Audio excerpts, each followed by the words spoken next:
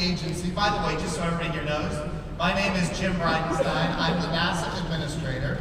So I have the honor of leading America's space agency in exploration and discovery and science.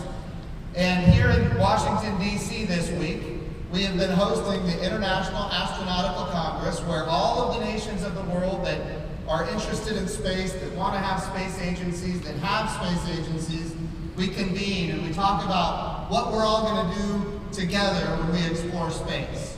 Because here's what we know. Science matters to all of us. And as we make discoveries and we explore, we all want to be able to share that information.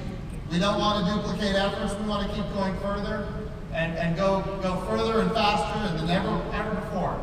And of course, we can all do that when we work together. And that's what the International Astronautical Congress is all about. And we've been hosting it here in Washington, D.C. this week.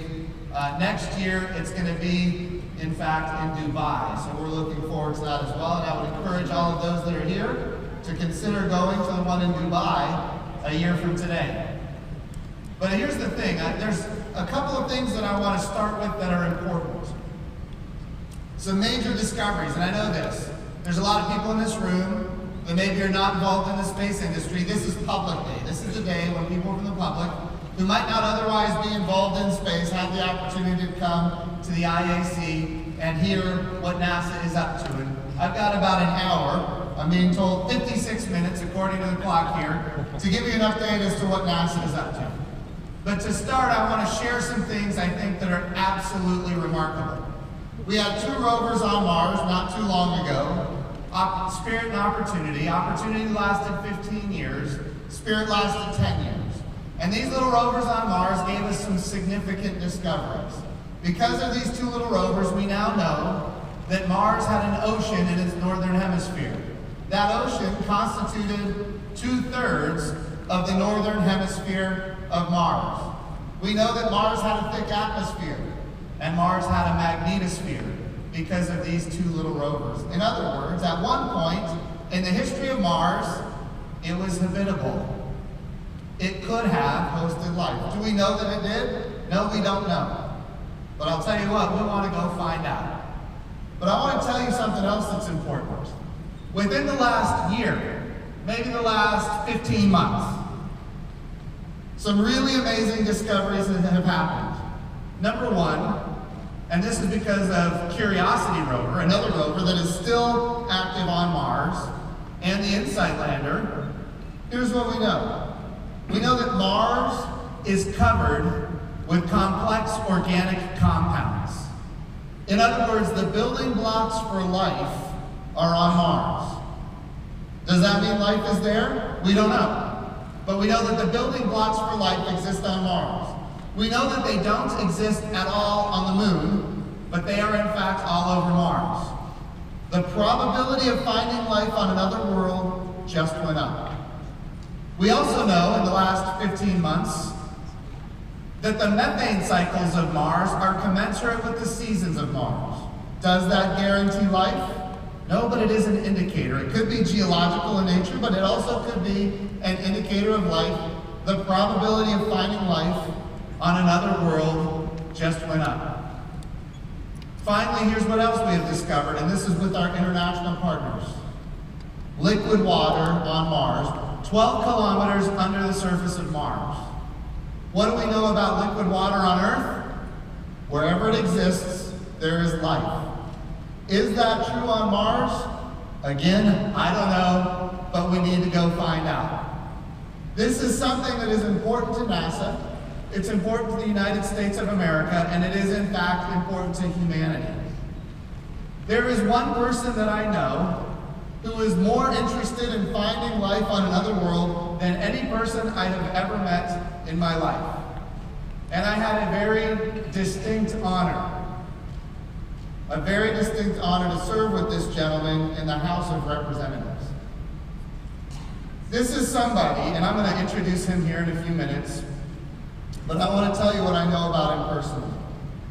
He was an appropriator. In fact, he chaired what was called the Commerce, Justice, Science Appropriations Committee here in the United States House of Representatives. This was something that was on his heart. It was in his, it was a desire of his to chair that committee for a reason. He wanted to go find out if there's life on other worlds. And as chairman of that committee, he had oversight of NASA. He was able to make sure NASA had the funding it needed to achieve its objectives. And he was one of those appropriators that made sure, and this isn't normal in Congress, but he told me this. He told it to me over and over again. He said, I will never put a mission on you that I also don't fund. And he worked bipartisan, across the aisle, Republican and Democrat alike, to make sure that NASA had the resources it needed to go find life on other worlds. I want to introduce to you somebody who I consider a dear friend, Representative John Culberson. If you'll come up, the Honorable John Culberson.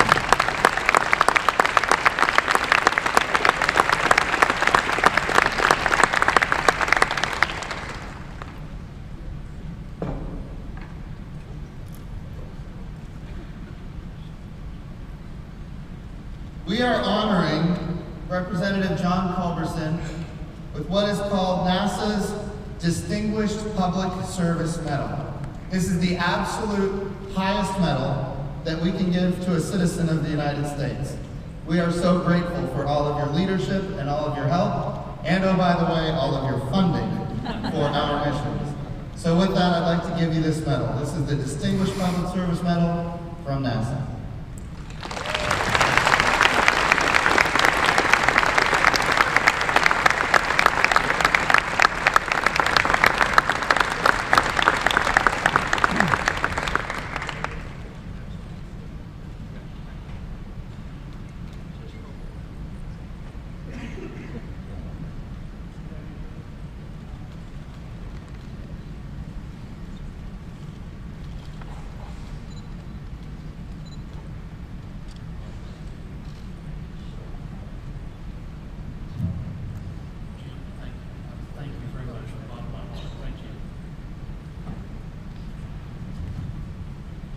Thank you.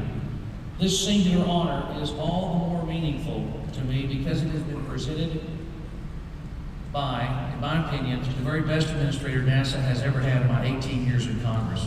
You're the best cheerleader the agency ever had and the most knowledgeable. Just so you know, there's other NASA administrators. Thank you, Jim, for this important recognition and for all your help during our time together in Congress to help lift up America's space program in a bipartisan way. We always did so in a bipartisan way. I especially want to thank my wife, Melinda, and our daughter, Caroline, for putting up with all the aggravations and long separations caused by my public service, and for enduring my lifelong obsessive fascination with scientific discovery and space exploration. I also want to thank my new law partner, Kevin Kelly, for helping me better utilize the power of the purse as an appropriator, as a chairman of the Commerce, Justice, Science Subcommittee to enforce the law as the founders intended. The power of the purse is the most important check and balance in the Constitution. And I want to thank Kevin for helping me get started so successfully in this new phase of my life. Above all, I want to thank the voters of West Houston for entrusting me to represent them in the United States Congress for 18 productive years. They supported me in all of my most visible work, expanding Interstate 10 in West Houston and rebuilding after the devastating floods of Hurricane Harvey. But the voters of District 7 also supported me in my less visible work in support of medical and scientific research, and the work that gave me the greatest joy of all, to restore our space program and to lift NASA funding as close as I could get it back to the glory days of Apollo.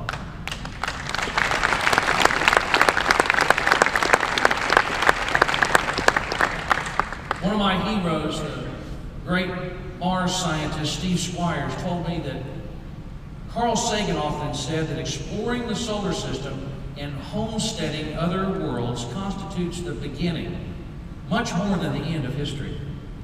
I am so fortunate to have had the privilege to help make that dream come true for the American space program.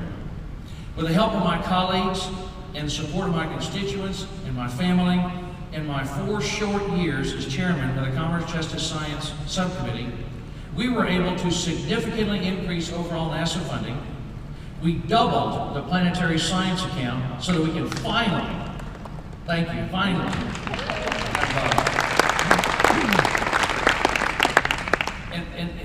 and that's really important, because by doubling the planetary science account, we can finally have the proper balance and launch cadence of flagship, New Frontier, and Discovery class missions. And they won't have to fight each other so much anymore. And everybody gets a chance, and you can pick the best mission, Mr. Administrator. And best of all, working together in a bipartisan way, we ensure that it will be an American orbiter and lander, as part of an international team, that will be the first in human history to seek out life in the hidden worldwide ocean of Europa. And we laid the groundwork to ensure that it will be an American spacecraft, as part of an international team, that will be the first interstellar mission to travel to the nearest Earth-like planet with a spectral fingerprint of life in its atmosphere. The most exciting and meaningful part of my 18 years in Congress has been my work with all of you in the space program. All of you who can see over the horizon into the far future and help you make those dreams come true. Because I share the same passionate belief of my favorite founding father, Thomas Jefferson, who often said, "I like the dreams of the future far better than the memories of the past." Thank you very much. Thank you, Jim.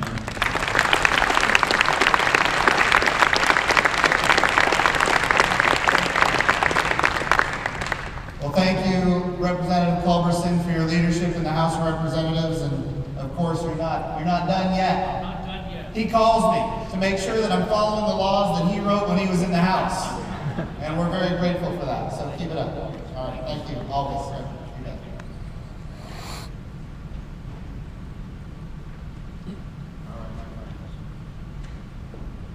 Okay, so we talked a little bit about what we have found on Mars.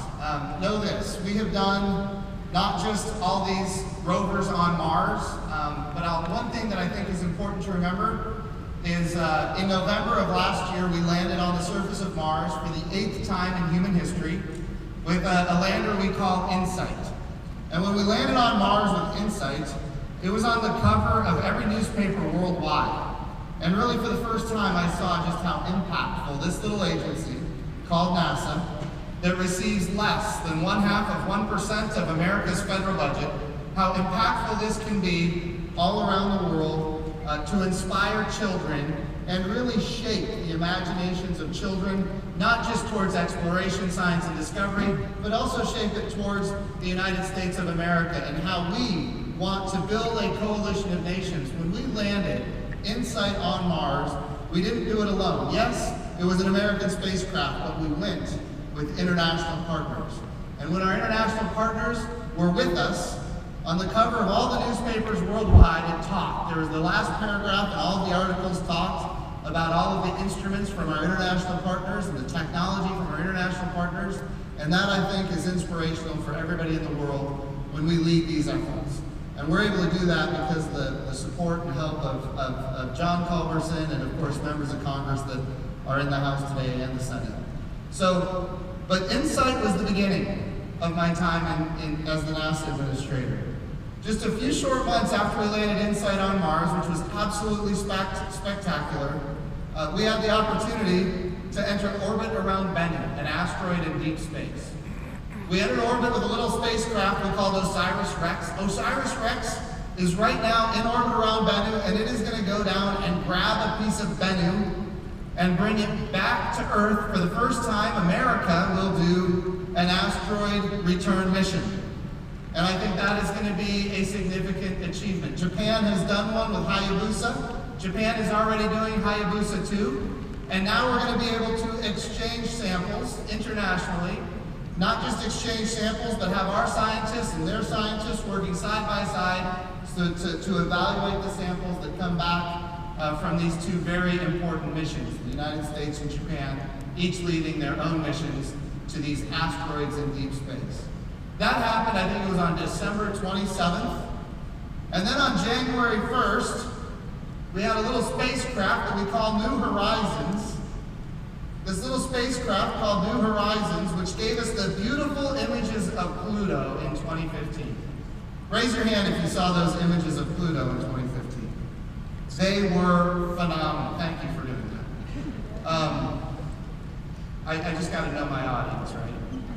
So those beautiful images of Pluto were not the end. They were the beginning. New Horizons kept going, and it went way out to what we call the Kuiper Belt, where there's all kinds of objects in deep space. We're talking about 4 billion miles from Earth, and we got these beautiful images of something called Ultima Thule, an asteroid in deep space that is in fact what we now know to be a binary contact. 2 asteroids that came together, and we are still getting absolutely beautiful images back from the New Horizons spacecraft that gave us the beautiful images and the science and the data on Ultima Thule.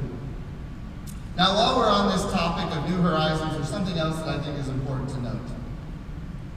2006, many of you in this room are aware that Pluto got downgraded from a planet to a dwarf planet. Boo! I hear some people booing. That's my sense. So that happened before these images we got in 2015 and before the science that we got in 2015. And some people have argued that a planet, in order to be a planet, you have to be able to clear your orbit around the sun. Well, what we now know is that if that's the definition that we're going to use, you could really undercut all the planets. They're all dwarf planets because there isn't a planet that clears its entire orbit around the sun. That being the case, I think it's a sloppy definition. Many of you have heard me say this publicly. I think the way you should define a planet is based on its intrinsic values, not the values that constantly change like orbital dynamics. So when I think about Pluto and what we got back from New Horizons, here's what we know. Pluto has an ocean under its surface. Pluto has complex organic compounds on its surface. Pluto has a multi-layer atmosphere, and Pluto has its own moons. I'm here to tell you, as the NASA administrator, I believe Pluto is a planet. Yeah!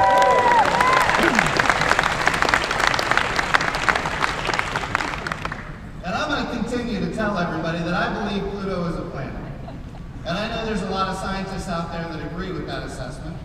And we need to keep letting people know. Because that New Horizons mission was amazing, and it's giving us great information. Okay, so from New Horizons, in February, we saw the Crew Dragon, one of NASA's commercial crew programs attached to the International Space Station.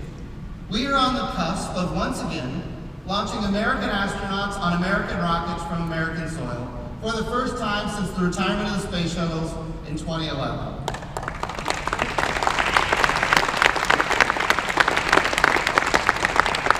And I want to be clear, we need to return to that activity, and we need to go with our international partners. We're looking for all of our international partners to step up and help us as we work to commercialize low Earth orbit. Here's what we're trying to achieve. We are using the International Space Station for really 2 lines of effort for an eventual commercialization of low Earth orbit. These 2 lines of effort include industrialized biomedicine. And here's what we're trying to do. We're looking for breakthroughs. We need breakthroughs that will transform how we live on Earth. And when those breakthroughs occur, capital will flow into what will be commercial habitation capability, commercial space stations in low Earth orbit. So how do we do that? 2 lines of effort. Number 1 is industrialized biomedicine. Right now we are using the International Space Station to compound pharmaceuticals and create immunizations in ways that we cannot do here in the gravity well of Earth. Right now we are using the International Space Station ultimately to print in 3D human tissue and eventually human organs using adult stem cells with the purpose of transforming lives here on Earth. We're using the International Space Station to create artificial retinas in orbit. These are things that you cannot do here on Earth because of the way materials are layered, but you can do it in the microgravity of space. And when it is successful, by the way, imagine this. Imagine a box that fits in the palm of your hand. Up the box goes with materials inside, And when that box comes back to Earth, 1,000 artificial retinas. So people who have macular degeneration don't have to lose their eyesight. I'm not saying it's going to happen. I'm saying we're working on it day in and day out. We are using the International Space Station to create these breakthroughs that will result in capital formation so that we can have a day of multiple space stations funded by commercial industry so that we can continue to have a presence in low Earth orbit. And NASA, of course, will always have a presence. I want to be clear. NASA will always have a presence. We will always be a customer. But just like what we are doing with commercial resupply to the International Space Station, NASA wants to be a customer. We want to be one customer of many customers in a very robust commercial marketplace in low Earth orbit. And we want to have numerous providers that are competing against each other on cost and innovation. Why? Because that's how we drive down cost, that's how we increase access, and we're doing it right now with commercial resupply to the International Space Station. We eventually want to take that, and we're almost there, we're on the cusp of doing it with commercial crew to the International Space Station, with 2 separate providers that are competing on cost and innovation. And by the way, there could be others, and we're very anxious about making sure that there's opportunities that go beyond what NASA has already funded. But then eventually what we need to do next is we need to see habitation in low Earth orbit that is commercial in nature. So we need that industrial biomedicine to be successful, and we need advanced materials to be successful as well. We talk about Z-band and fiber optics. These are just some of the capabilities that we are using the International Space Station to prove out they can create very pristine, clear fiber optics in a way that ultimately, if it's achievable, will reduce the cost of fiber optic networks here on Earth. The business case closes and capital will flow to commercial habitation and, in fact, in-space manufacturing in ways that right now does not exist. We are using the International Space Station for commercialization. I want to be clear. Some people would suggest that the International Space Station competes against private habitation in low Earth orbit. That is fundamentally untrue. We are using the International Space Station to enable our commercial operators to ultimately be successful. So in low Earth orbit, commercial resupply, commercial crew, eventually commercial habitation. Here's what we know. We do not want a gap in low Earth orbit. You know, we had the challenge with Apollo is that it ended. And ultimately, when it ended, we had an 8-year gap before the shuttles. And then we had the shuttles that ended. And now we've had another 8-year gap before commercial crew. We want to make sure that we do not have a gap with presence in low Earth orbit. There are kids graduating from high school today that have lived their entire lives with Americans living and working in space. And by the way, international partners with us living and working in space. That's a fantastic development for our country. It's a fantastic development for the world. We want to make sure that that never breaks. How do we do that? We use the International Space Station to create the commercial habitation requirements. Ultimately, that's how NASA becomes a customer, one customer of many, and we have numerous providers that are competing on cost and innovation. Everything I've just talked about is low Earth orbit. What we need to do after that, when that is successful, all of a sudden the costs for access to low Earth orbit go down, access goes up, and then we can use the resources that the American taxpayers give us to go even further, to do what already we're not able to do, and that is we need to go back to the moon, we need to go sustainably, and that is what Space Policy Directive 1 is all about. When we go to the moon this time, we go forward to the moon. We're not going back to the moon, we're not going to the moon, we're going forward to the moon. In other words, we're going to stay for long periods of time. We're going to go with international partners. We're going to go with commercial partners. We're going to utilize the resources of the moon. And when you think about what those resources are, hundreds of millions of tons of water ice that we know exist on the south pole of the moon, probably more. The north pole of the moon, there's water ice as well. How much? We need to find out. But know this, we actually have a mission right now that I'm very pleased to announce. It's called Viper. We're going to take a rover to the moon with a new program we call CLIPS, the Commercial Lunar Payload Services. We're buying services to go to the surface of the moon. We've got a number of companies right now that have IAC contracts that we've identified that we believe can take us to the moon, where NASA is not purchasing, owning, and operating the hardware, but instead we're buying a service to get activities to the surface of the moon. The reason, again, being we want those companies to go get customers that are not us, to drive down our cost and increase access. And a lot of these companies are doing just that. But we're going to use CLIPS, the Commercial Lunar Payload Services program. We're going to use that to deliver Viper to the surface of the moon. Viper is going to rove on the south pole of the moon, and Viper is going to assess where the water ice is. We're going to be able to characterize the water ice and ultimately drill and find out just how is the water ice embedded in the regolith on the moon. Why is this important? Because water ice represents something significant. Life support. Water ice is oxygen to breathe, it's water to drink, hydrogen and oxygen. When you crack it into its parts, hydrogen and oxygen is the same rocket fuel that powered the space shuttles. It's the same rocket fuel that powers the SLS rocket, which will be coming out of the Michoud Assembly Facility here at the end of the year. The most powerful rocket America has ever built that is going to take our astronauts back to the moon. It's a hydrogen and oxygen rocket. Here's what we know. Oxygen and hydrogen is available on the surface of the moon in hundreds of millions of tons. Rocket fuel is available on the surface of the moon. It can be used, and we need to use it, not just for life support, but even for maybe even rocket fuel.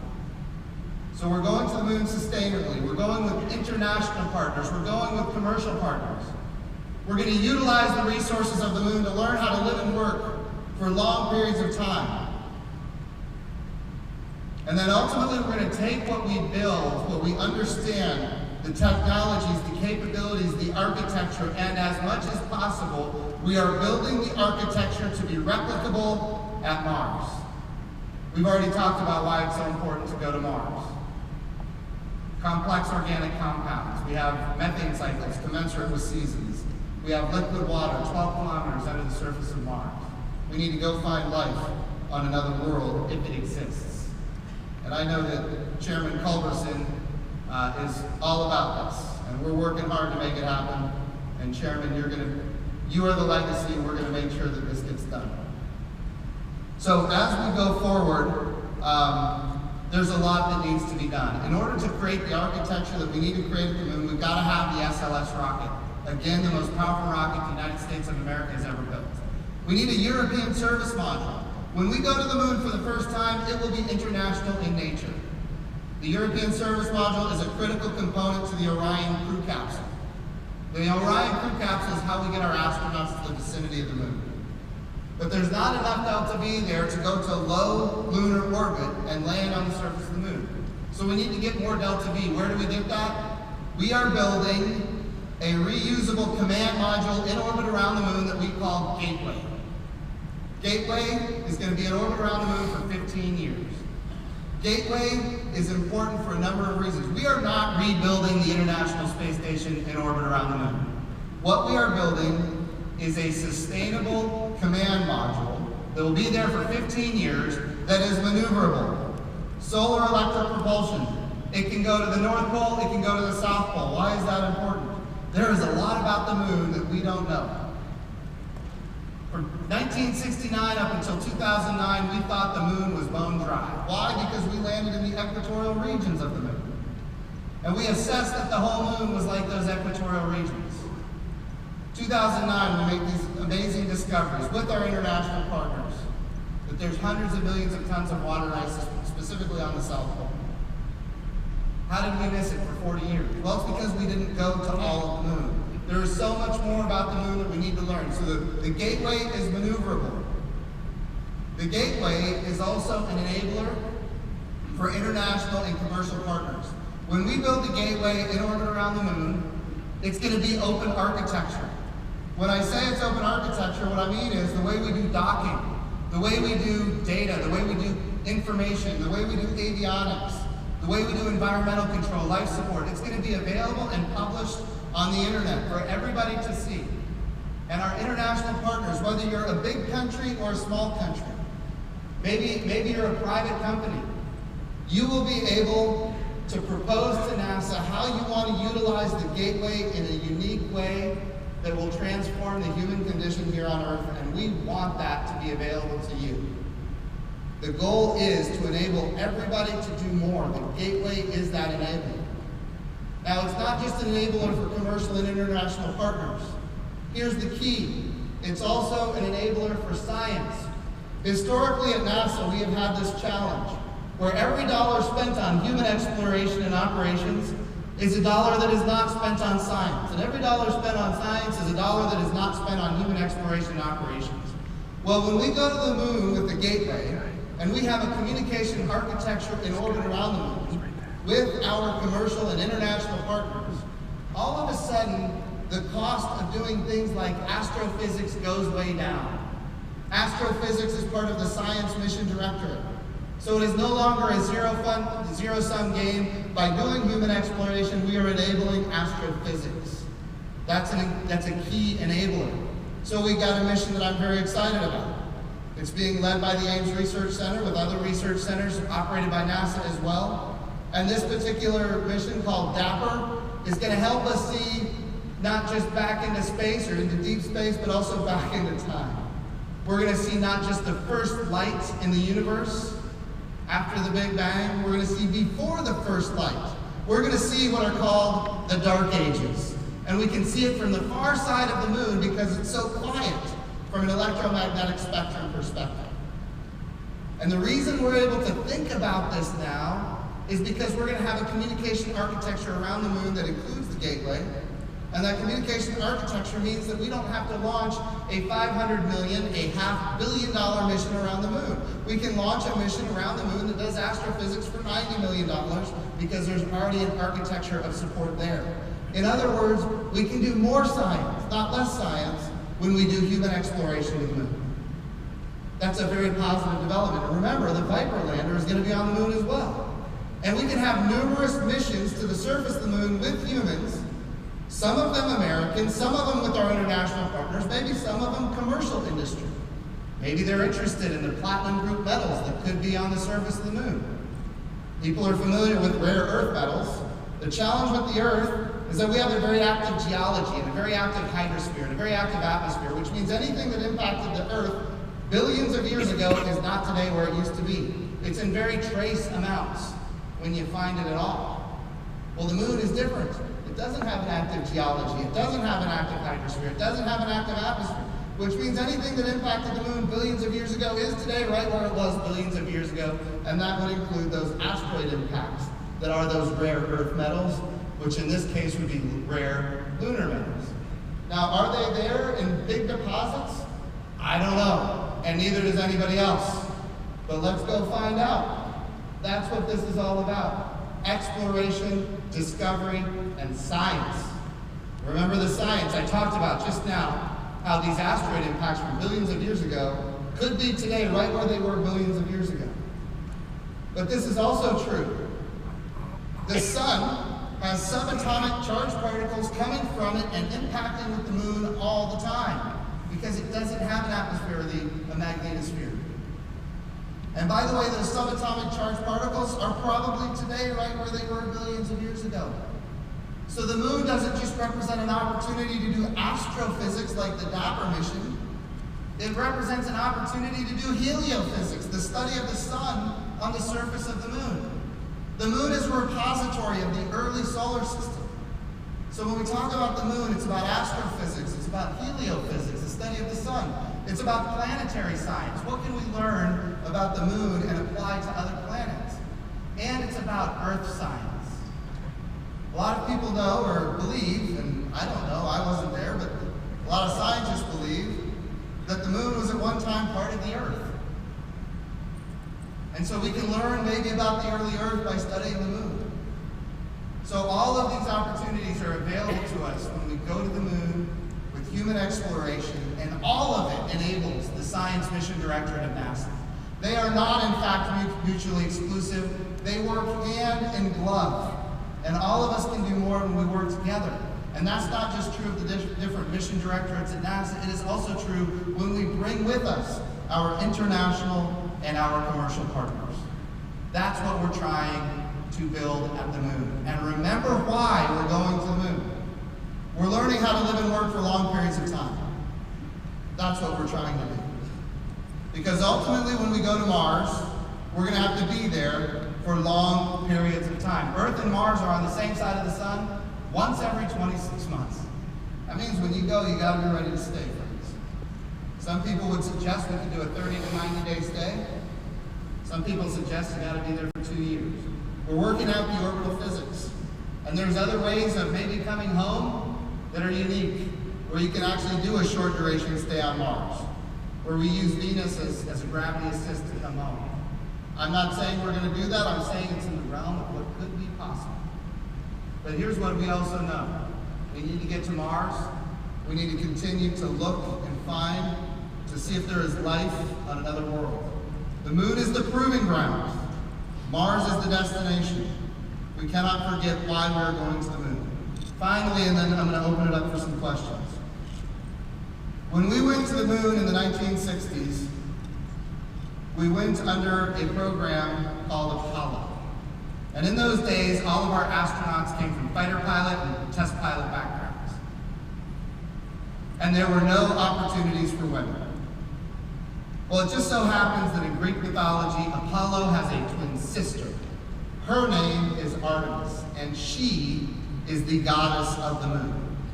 This time when we go to the moon, we go under the name Artemis. We're going forward to the moon. This time when we go, we're going to stay. But this time when we go, we also have a very diverse, highly qualified astronaut corps that includes women.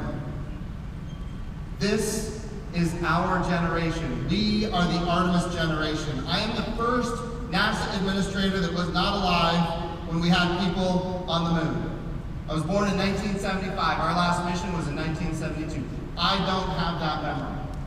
We cannot let another generation go by where we don't have that memory.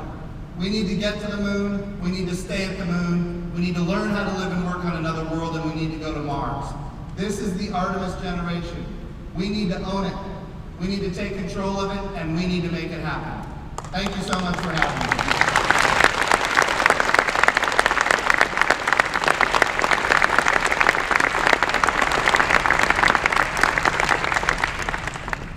Okay, so I've got questions here on this laptop. Well, there's different questions here. Just so you guys know, what is this thing called? What is it? Slido. Is that right? So if you guys want to ask questions, here's a way to do it.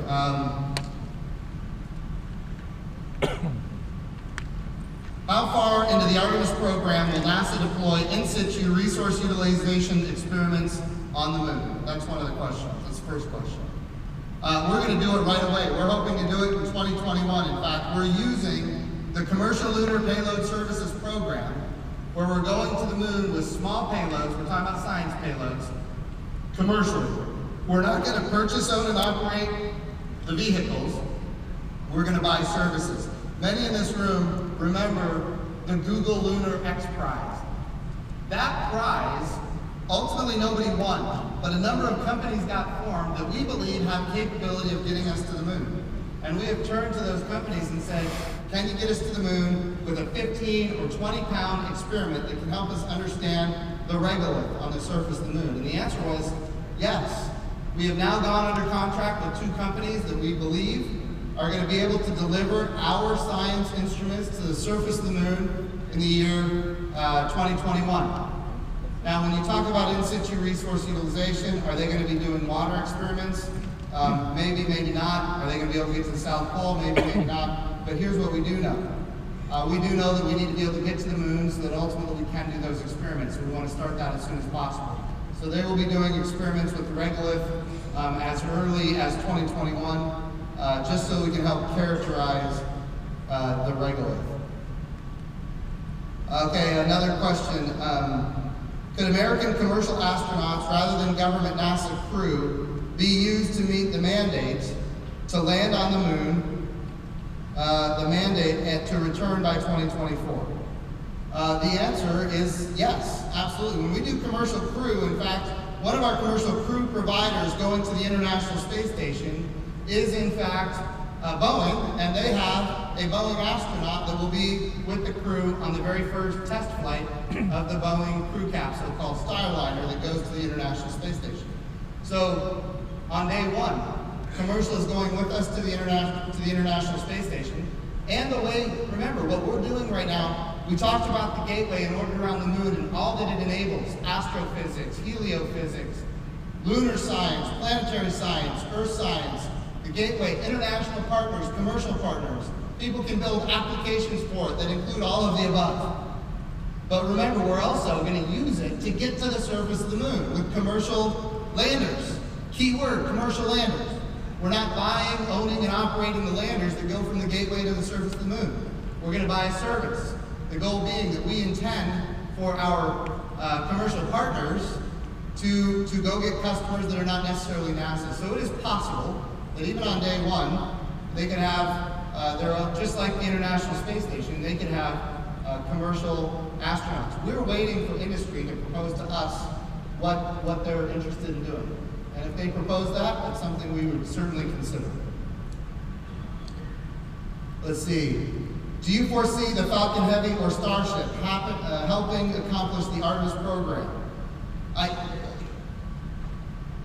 Here's the thing, we're in a source selection process right now, so it's illegal for me to highlight one or the other, say that one is going to be a part and another one isn't. But know this, we want to go to the moon with commercial landers. And Starship, of course, is a commercial lander that we anticipate will be competing in this program. Do we know that? No, but certainly it looks like they will be. But the answer is we need commercial partners, whether it's Starship or other commercial partners. We absolutely need commercial partners, not just to go from the gateway to the surface of the moon, but also to deliver cargo. I'd like to see a habitation module on the surface of the moon, a commercial inflatable habitation module. It might be inflatable, might not. I don't want to prejudge the outcome, but I'd like to see a habitation module on the surface of the moon. That could be delivered commercially. And in some of those cases, you could go direct to the moon. In other those cases, you would use Gateway to make it happen. So look, there are no options off the table, and yes, I see that that would certainly be a viable opportunity. Do your international partners include Chinese partners? The United States of America is prohibited by law from cooperating with China in a bilateral way. And there's a lot of reasons for that, and many people in this room know what those are. Here's the thing, at NASA, we will follow the law. and when we follow the law, we will continue to get funding. Should we choose to break the law, guess what? We will not get funding. That's just the reality that we live under. But here's the thing, and I really believe this. NASA is an instrument of American power. Not hard power, it's soft power, it's diplomatic power. Think about this. The other day, 3 days ago, I held a bilateral meeting about the Artemis program and what nations would want to join us going to the moon.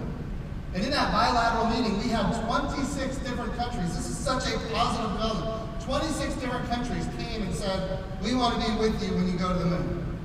Now, we can't have astronauts from 26 different countries all at the same time. But certainly, we can have international partners, and eventually, as this is sustainable, those international partners, we would love to see them on the moon too. Maybe not on the first mission, maybe not on the second mission, but we want them on the moon. We want to see American astronauts working side by side with international partners on the surface of the moon. But many of you heard the Vice President speak the other day. That you don't just get to sign up and join us. This is an element of national power where we want to say, okay, we want you to be with us, but here are the conditions that are necessary to join. And I think that is perfectly appropriate to lead free nations in that effort.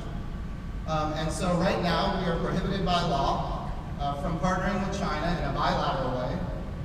But certainly in the future, depending on conditions, we would be open to that. But it's not just, hey, sign up and you get to come with us. How far, okay, let's see, I'm looking at some of these I've already answered.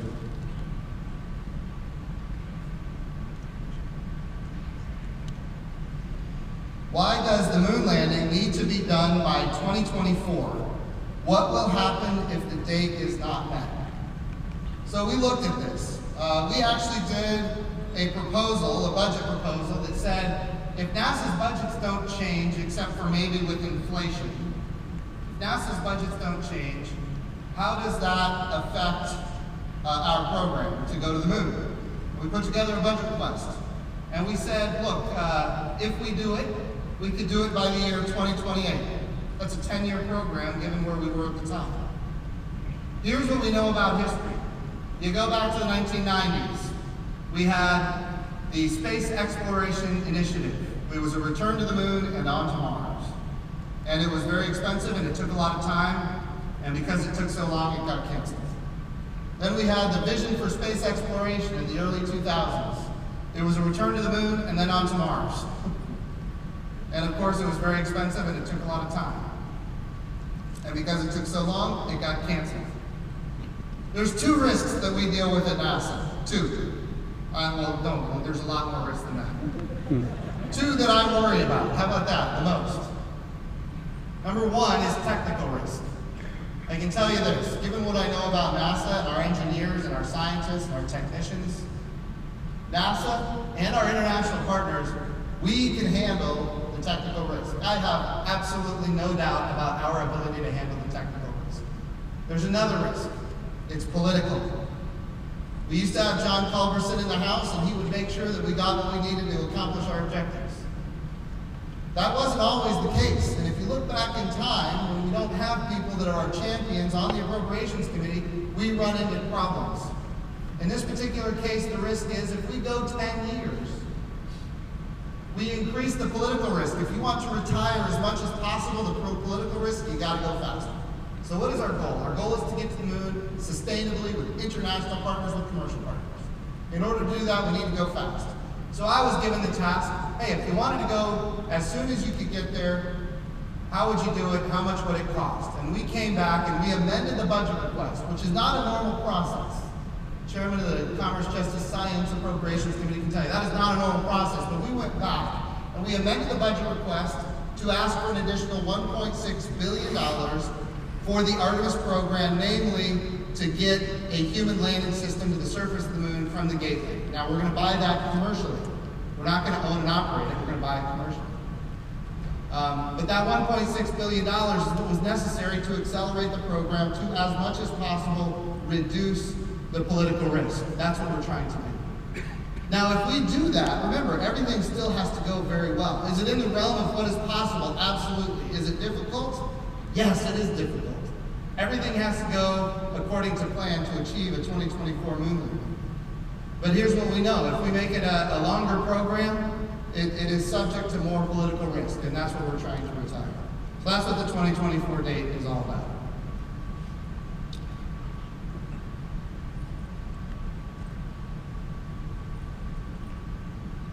Will you make sure there is a large enough cadre of women qualified to go to the moon? Absolutely.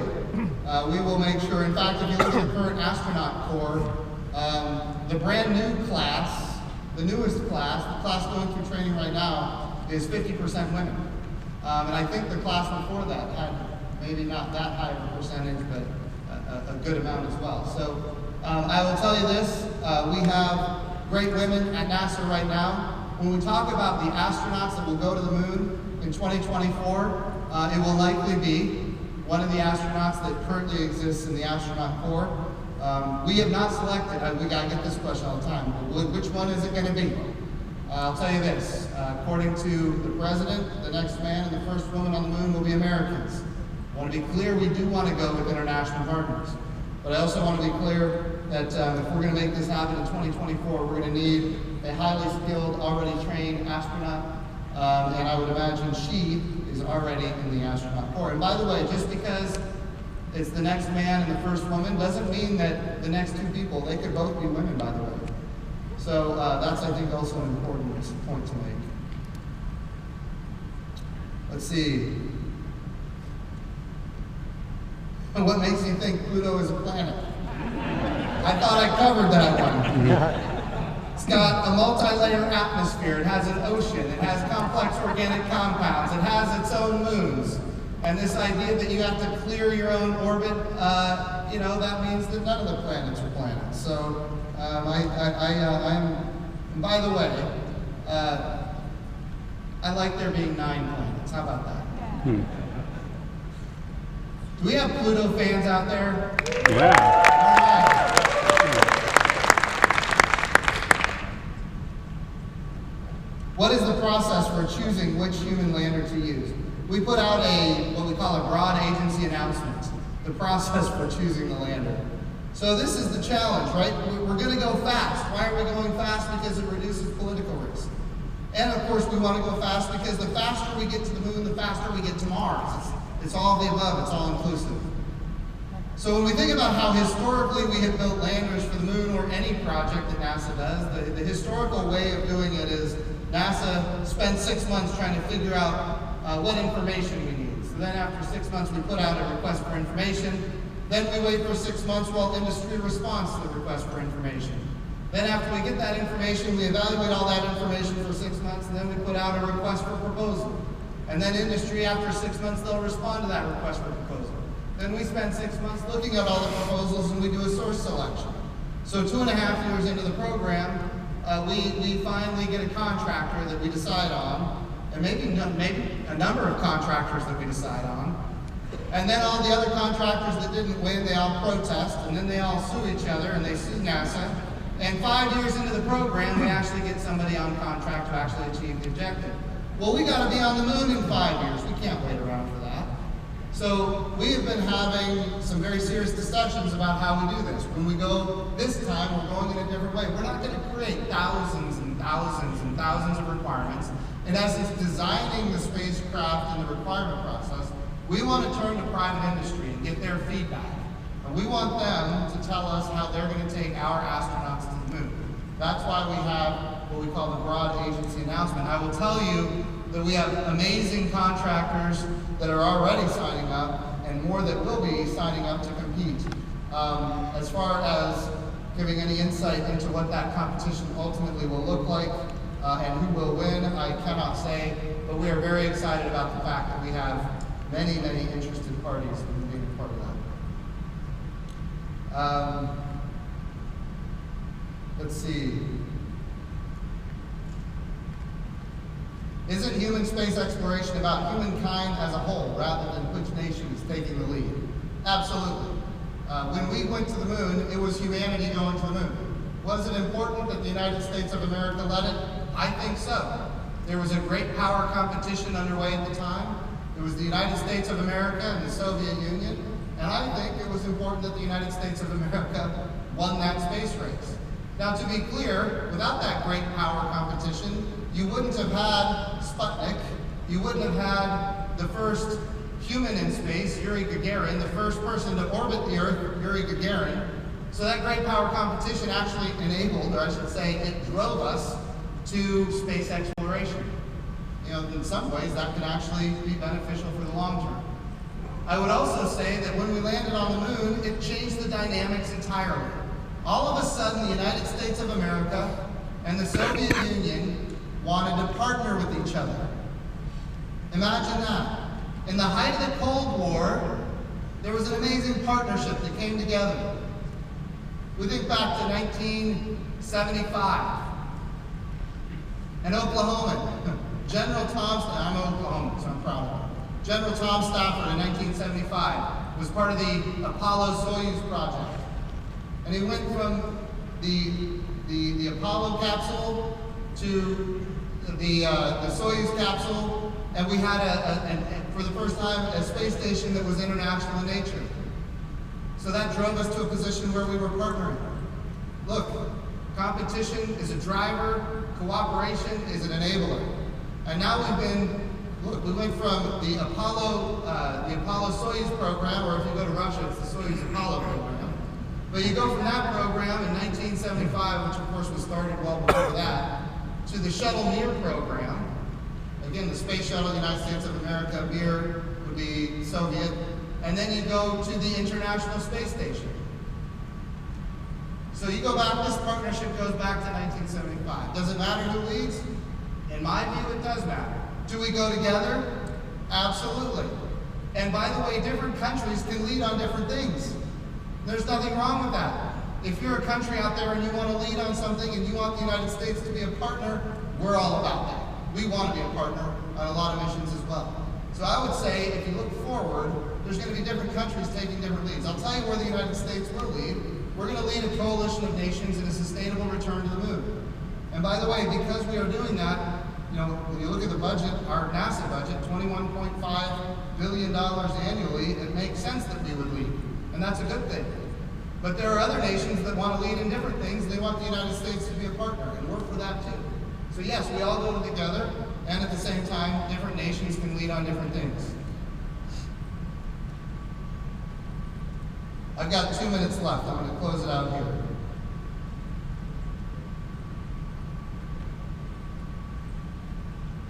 Would there be opportunities for Venus science during a potential Venusian gravity assist associated with the Mars mission?